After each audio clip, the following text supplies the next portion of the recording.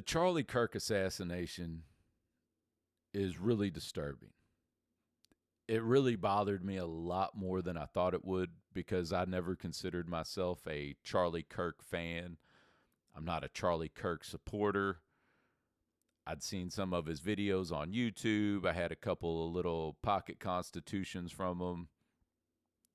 But I didn't really care. And then when he got shot, I saw the really graphic video and it was awful. It was just awful. And I'm sorry for anybody else that saw it. But who hasn't been able to look at what's been going on and think, it's weird. That definitely raises some questions. Things need to be looked into. So, no, I don't take the Charlie Kirk assassination story at face value. I don't think anybody should. I don't think anyone should, necessarily think people asking questions are bad. People are saying that Candace Owens is anti-Semitic because she's pointing out, she's asking questions. Candace Owens is asking questions. Is she doing it kind of in a dramatic, I heard somebody describe it as a true crime coverage? Maybe. She's definitely throwing in some dramatic stuff. It's made her the number one podcast in the world, so good for her. Congratulations. I know I've been watching. See, I never even watched Candace Owens. It's gotten really weird ever since Charlie Kirk died. I've found myself opened up to a whole new world of, personalities and coverage. Specifically Candace Owens and Nick Fuentes. I never watched those people at all until after the Charlie Kirk assassination. Which sometimes, because I've talked to other people, same thing. They never watched either one of them either, and ever since Charlie Kirk, they kind of found out who these people were, like me. And that's when you start wondering, are we being guided? Are we being directed?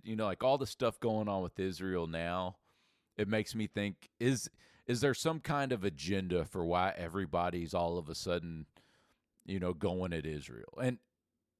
And I'm not saying that I don't think there's an issue with Zionism. I always have.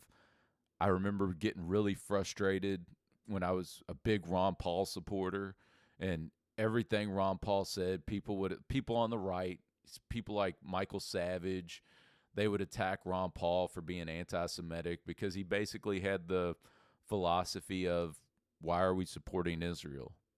He never said we should attack Israel.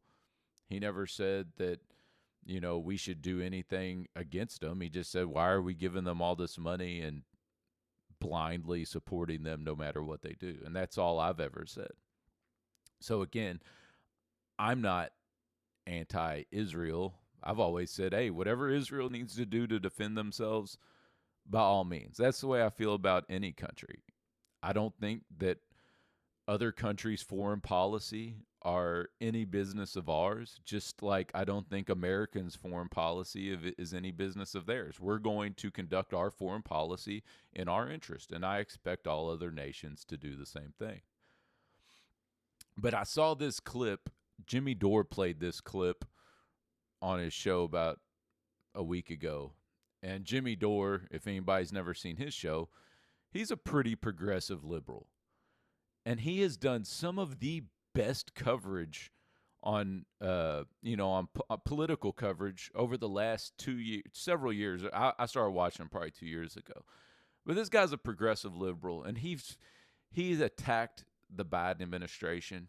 He's attacking the Trump administration. He's calling out corruption, and that's what we got to do. We got to stop supporting our team. Well, our team's in the office, so I'm going to turn a blind eye when they don't respect the Constitution. That's what they all do. And it's not working. It's not helping us. All we're doing is screwing ourselves. But I saw this clip on Jimmy Dore, and I wanted to share it because I think it's excellent. It's all of the things that the Turning Point people are saying Charlie Kirk never said. And here it is. am going to continue to ask the question, a 20-hour response in a country the size of New Jersey, that begs a big explanation. And more importantly, America is significantly underwriting the Israeli government $4 billion a year. We as American taxpayers deserve answers to this. We deserve answers. Also, if we're going to get into a regional or world war based on an intel failure, so, I mean, we pay for this. What are we buying, right? I got smeared as a Jew hater, an anti-Semite, and conspiracy theorist because I said exactly what I just said. And I refused to back down despite all the smears thrown at me because I learned during COVID. I learned when they told us that it came from a bat in the Himalayas. I learned when they told us the vaccine was safe and effective. I learned when they told us that ivermectin was horse paste, that you better keep asking questions because it's the only thing that keeps us free. Thank you so much. Absolutely. Keep asking questions. Keep asking questions about what happened with Charlie Kirk. Keep asking questions about January 6th and the cover-up that's going on there. Keep asking questions about why Donald Trump is trying to justify violating the Constitution just so he can, basically try to buy support and put on a political show and say that, the tariffs are going to be the savior of the economy. Keep asking questions as to why is Al-Qaeda in the White House and why are we supporting this guy? Keep asking questions. And don't worry about, if here's the thing. If they're easily answered, then just answer them and then we can move on. But you ask questions and people don't want to answer you. They just say, "Oh, you're an idiot. Oh, well, you're a conspiracy theorist. Oh, you don't know what you're talking about." Well, then just answer the question. If it's such an easy question, if it's so easy to dismiss, then just answer the questions and then we can move on. And then that's how we're going to make the country better.